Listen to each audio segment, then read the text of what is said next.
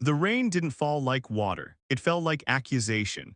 It slid down the bent tin roofs, crawled along broken gutters, and pooled in the ruts of a road nobody bothered to fix. The kind of rain that made you feel watched, like the sky itself had an opinion about how you lived. Kellen kept his head down and his collar up. Not that the collar did much. His coat was more patch than fabric, and the wind found every stitch that wasn't there. He balanced a battered sack of dried roots and bruised apples against his hip, the strap biting into his shoulder. A day's work for a day's food, that was the math of the hollow quarter. Ahead, the market's last lanterns were going out. Vendors folded their awnings and pulled crates over their goods like they were tucking in sleeping children. Somewhere a drunk laughed too loud, and somewhere else a dog barked like it had something to prove. Kellen passed the old poster board at the corner, wood nailed to wood, layered with notices that curled at the edges. Wanted thieves, wanted runaways, wanted orc deserters. He didn't stop, but his eyes did for half a heartbeat. The sketch was rough, but the artist had captured the most important thing, the tusks, not the size of them. The curve. The curve meant northern blood. The Curve meant a clan that once marched under banners of black and green, a clan that had sworn oaths to kings and later burned those oaths when the kings started using orcs like disposable shields. And there beside the notice, a fresh scrawl in charcoal, "Don't harbor them, THEY bite." Kellen snorted and kept walking. Everyone bit if you backed them into a corner. The hollow quarter didn't have saints, it had survivors. His building lined into the alley like it was exhausted. 4 stories of wet stone and tired mortar. The stairwell smelled like mold and boiled cabbage, and the second-floor landing had a window that never closed all the way, letting the rain hiss in like a whisper. Kellen climbed the stairs 2 at a time anyway. He didn't want to be in the hall longer than he had to. The hollow quarter had its own rules, and one of them was simple. If someone sees you carrying food, they assume you have extra. He reached the 3rd floor and fumbled his key into the lock. That was when he heard it, footsteps. Not the hurried scuff of a neighbor, not the uneven gait of old Mrs. Barra dragging her basket, not the light patter of children who shouldn't be out this late. These were measured, heavy, paired. Kellen turned, and the hallway's dim light found 2 shapes at the far end like the flame itself was afraid to touch them. 2 women stood where the hall widened near the stairwell, rainwater dripping off their shoulders onto the warped planks. Orc women. Twin orcs if the world made sense, which it rarely did. Same height, same broad shoulders, same green-gray skin marked by travel and bruising, same braided hair black as wet rope hanging heavy down their backs. Same eyes, too, pale gold like coins someone had forgotten in a dark drawer. They didn't look like the orcs that marched in parades or served as guards for rich merchants. Those orcs wore polished armor and controlled smiles. These 2 wore nothing polished. One had a tear in her sleeve that revealed a bandage wrapped around her upper arm, fresh, darkened with blood. The other carried a bundle under one arm, a cloak maybe, or a blanket tied tight with cord. Both of them smelled like storm and road and something sharp, metal perhaps, or fear. The one on the left stepped forward. "Kellen," she said. His stomach dropped. He didn't know any orcs by name. He didn't know orcs at all. He put his sack down slowly, careful not to make it look like a weapon. "Yeah," he said, voice rough. "That's me." The other twin moved, just a shift of weight, but the floor creaked under her like it was protesting. "We found your name," the first one said, and lifted her chin toward the poster board outside. Obviously she'd seen it too. Not there, elsewhere. Kellen's thoughts ran like rats. Who had his name? Why would orcs know it? Was someone setting him up? The twin with the bundle spoke then, her voice lower, softer, like she was used to saving words. "Can we sleep at your house today?" The question hung in the hallway, absurd as a flower blooming in mud. Kellen stared at them, waiting for the punchline, the knife, the cruel laugh. None came. 2 orcs. Wet wounded, standing in the 3rd-floor hallway of a collapsing tenement, asking a poor human for a bed like it was the simplest thing in the world. Kellen swallowed. "Why me?" The first twin's lips tightened, and for a second, Kellen saw the edge of something fierce, like a blade catching light. "Because you are poor," she said, as if that answered everything. Kellen blinked. "That's not a reason people usually pick." "It is," the bundled twin said quietly, "for people who hunt." The first one nodded. "Those with money are watched, those with power are followed, those with friends are traced." "And you?" Kellen asked, unable to stop himself. The first twin held his gaze. "You have nothing." It should have been an insult. It landed like a truth told too plainly. Kellen laughed once, short and humorless. "That's not fair." The first twin's eyes didn't soften, but her shoulders did, a fraction. "Fair is a story rich people tell. The rain hissed at the window. Somewhere downstairs, a door slammed, followed by muffled voices. Kellen glanced at his own door, then back at the twins. He thought of the poster board, of the warning scribbled in charcoal, of the way people in the hollow quarter looked at him like a man you could step over without noticing. He thought of the sack of bruised apples at his feet, a day's work, a day's food, and he thought with a sharpness that surprised him that if he said no, these two would still exist in the world, still be hunted, still be cold. They had asked him, not demanded, not threatened, asked. His key was still in his hand. He could turn it, go inside, bolt the door, pretend he'd never seen them. That would be safer. But safe didn't keep you warm at night in the hollow quarter. Safe didn't stop your neighbor from starving. Safe didn't mean good. Kellen drew a slow breath, tasting rain and mildew and decision. "What's your names?" he asked. The first twin hesitated, then said, "Braca." The second answered after a beat, "Civ." Kellen nodded. "All right, Braca, Civ, you can sleep at my house today." Both of them went still. Braca's eyes narrowed like she expected a trick. Civ's mouth parted slightly like she hadn't considered that yes was an option. Kellen lifted a finger before either could speak. "But we're doing this properly."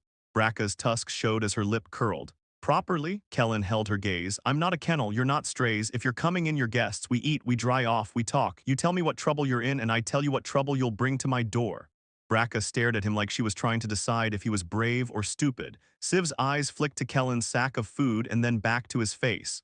"We have no coin." "I didn't ask for coin," Kellen said. Braca's voice went low, warning. "Then what do you want, human?" Kellen surprised himself with how steady he sounded. "I want you to stop looking at me like a mistake you can afford to use. If you're in my home, you don't treat me like a hiding place. You treat me like a person." For a moment, the hallway was only rain and breath. Then quiet Civ, dipped her head. "Agreed," she said. Braca didn't move, but something shifted behind her eyes like a door unlatching. "Agreed," she echoed. Kellen turned the key and pushed his door open. His home wasn't much. One room, a tiny stove, a mattress on the floor, a chair with a missing leg propped up by a brick. The window rattled when the wind hit it, and the ceiling had a crack that looked like a crooked smile. But it was warm, warm enough that the twins visibly flinched when they stepped inside, like warmth was a thing they didn't trust. Kellen grabbed the old towel hanging by the stove. "Sit," he said, pointing at the chair and the edge of his mattress. "Don't argue, I'll get the fire going more." Braca didn't sit. She stood near the door, blocking it, eyes scanning the corners like enemies might be hiding behind his cooking pot. Civ set her bundle down carefully and after a moment lowered herself onto the mattress with the stiffness of someone who'd slept on stone for too long. Kellen crouched by the stove, coaxing the flame with a few bits of kindling. When it caught, the room brightened, shadows retreating. He glanced over his shoulder. "You're hurt." Braca touched the bandage on her arm like she'd forgotten it existed. "It is nothing."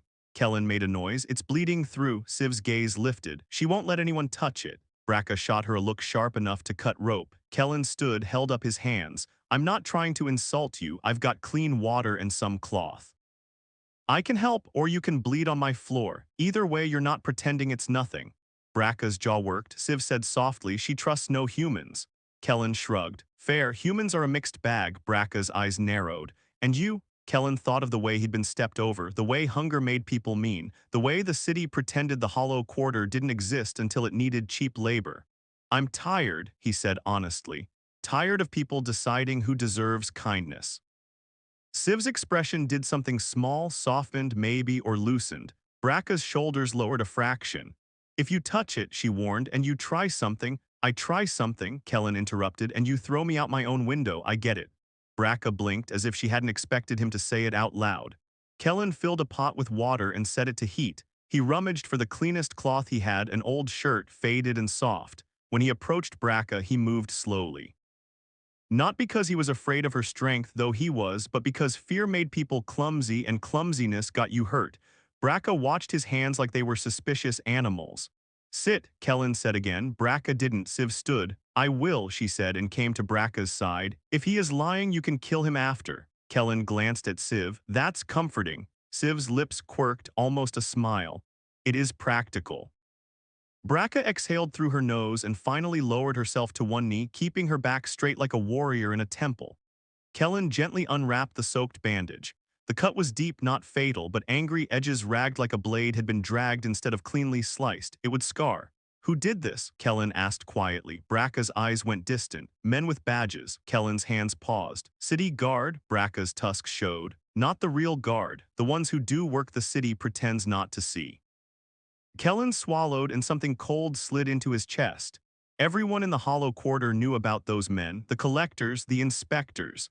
The ones who wore cheap metal plates and acted like kings because nobody higher cared what they did down here. Siv's voice was a thread. They wanted us. For what? Kellen asked. Bracca's gaze snapped back to him. For being orcs. Siv shook her head. No, that is the excuse. They wanted us because someone paid. Kellen finished cleaning the wound, poured warm water carefully, and rewrapped it tighter with clean cloth. There, he said, don't move it too much. Bracca flexed her fingers, testing. You are not useless. Kellen snorted. High praise. He went back to his sack, pulled out 2 apples, and tossed one to Siv. She caught it without looking, like catching was instinct. Bracca didn't reach for hers until Kellen pushed it into her hand. You can eat, he said. I'm not keeping score. Bracca stared at the apple like it might explode, then took a bite. Her eyes closed for half a second. Siv ate more slowly, like she was afraid the food would disappear if she trusted it. Kellen set the rest of the food on the table, such as it was, a plank balanced on crates. Now, he said, talk. How long do you need? Bracca glanced at Siv, and Siv answered. 1 day, she said. Only today, then we leave before dawn. Kellen frowned. You're sure if people are hunting you? Bracca's voice hardened. We move, we do not stay. Staying gets you caged. Kellen looked at their soaked clothes, the way Siv's shoulders trembled slightly in the warmth, like her body didn't know how to relax. He had been poor his whole life. He had never been hunted, but he knew what it was to feel like the world wanted you gone. 1 day, he repeated. All right. He leaned back against the counter and studied them. What are you, soldiers? Bracca's laugh was short. We were. Siv's gaze fell to the floor. We left. Deserters, Kellen said, and immediately regretted it. Bracca's eyes flashed. We are not cowards. Kellen raised both hands. I didn't say you were, it's a word people use. Siv's voice softened, but there was iron beneath it. People use many words when they want to make you smaller. Kellen nodded slowly. Fair. The stove crackled. The rain kept whispering. For a while they ate in silence, and then, against all logic, the room began to feel normal, not safe, not comfortable, but shared. Bracca finally sat still near the door, still guarding it like a habit she couldn't quit. Siv sat closer to the stove, turning her hands toward the heat, watching the orange flame like it was a story. Kellen washed the pot. He didn't know what else to do with his hands. When he finished, he glanced over his shoulder. You can sleep, he said. I'll take the chair. Bracca's head snapped up. No, Kellen blinked. No, Siv shook her head too. No, Kellen frowned. I'm the one who lives here. Bracca's expression was fierce in a way that wasn't threatening, it was certain. You offered shelter, that is an honor. You do not pay for honor with discomfort. Kellen stared. It's just a mattress. Bracca's voice dropped. To you. Siv stood and walked to the bundle she'd carried. She untied it and unfolded a thick cloak, heavy and stitched with patterns that looked like mountains and claws. She held it out to Kellen. This, she said. Kellen hesitated. That looks important. Siv's eyes met his. It was. Now it is for you. Kellen's throat tightened. I can't take that. Bracca's tusks flashed. You can. Kellen swallowed, looked between them, and realized something that made his chest ache. They weren't paying him in coin, they were paying him in respect, and they weren't used to giving it. He took the cloak carefully and draped it around his shoulders. It smelled faintly of pine and smoke and road. It was warm in a way his coat had never been. Okay, he said quietly. Then we all sleep, we make it work. Bracca's brow furrowed. All? Kellen pointed at the mattress, then at the floor. We can fit, it's not romantic, it's practical. Siv's mouth curved again, a small amused bend. Practical is good. Bracca watched him for a long moment as if searching for the lie, then she nodded once. Practical, she agreed. They arranged themselves like a puzzle that had never been solved before. Siv lay closest to the stove. Bracca lay closer to the door, like she could spring up if danger breathed too loud. Kellen lay between them, not touching at first, careful with his elbows, careful with his existence.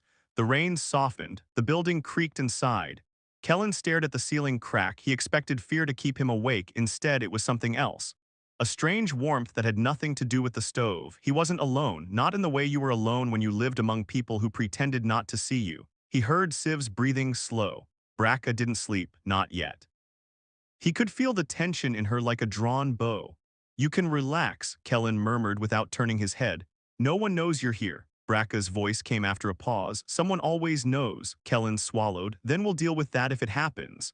Braca let out a quiet sound that might have been a laugh if laughter had ever felt safe to her. You speak like a man with an army. Kellen's lips twitched. I have a spoon and a bad attitude. Siv exhaled softly, amused even in near sleep. Braca's silence eased. Why did you say yes? She asked at last. Kellen blinked at the darkness. The honest answer rose up like a bruise. Because I know what it's like, he said, to be treated like a problem instead of a person. Braca didn't reply immediately. When she did, her voice was quieter. Humans have treated us like monsters since before we could walk. Kellen nodded in the dark. Humans treat humans like monsters too. We're consistent that way. Siv's sleepy voice drifted. You are strange. Kellen smiled faintly. That's what everyone says right before they disappoint me. Braca's breath huffed. You will disappoint us. Kellen shook his head, then realized they couldn't see. No, I'm just used to expecting it. Silence again. Then Braca's voice, low as a vow, we will not. Kellen's eyes stung, and he didn't know why. He slept. The knock came before dawn, not a polite knock. A fist, heavy and impatient, slamming wood like it hated the concept of doors. Kellen jolted upright, heart punching his ribs. Braca was already standing, moving like a shadow with muscle. Siv sat up, eyes sharp, hand reaching for something that wasn't there, no weapon, just instinct. The door rattled again and a voice barked from the hallway. Open up, inspection. Kellen's blood went cold. He recognized that voice, not from friendship, from threat. A man named Harland, a collector in all but name. One of the badge men Braca had described, wearing the city's symbol like a costume while he squeezed the poor until their bones creaked. Kellen's mouth went dry. How Braca's eyes flicked to the window. Someone followed us.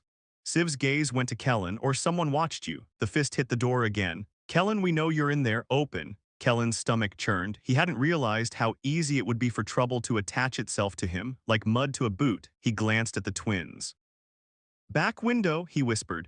You can climb down to the alley. There's a broken ladder by the Braca shook her head once. Firm. No, she said. Kellen blinked. No, Siv stood, stepping close enough that he could see the scar on her cheek he hadn't noticed before. You gave us shelter, she said softly. We will not leave you with the consequence. Kellen swallowed. You don't have to. Braca's eyes were bright, fierce. We do. The door rattled harder. Harlan's voice rose. Last chance before we break it. Kellen's hands trembled. He'll ruin me. I can't pay fines. I can't. Braca's hand clamped on his shoulder, heavy and grounding. Then do not pay. Kellen stared at her. What? He breathed. Braca's tusks showed in something that wasn't a smile but was close. Your answer surprised us, she said. Now ours will surprise them. Siv moved to the stove and lifted the pot of water, still warm from the night. She didn't throw it. She just held it like a warning. Braca stepped to the door. Kellen grabbed her wrist. Don't kill him.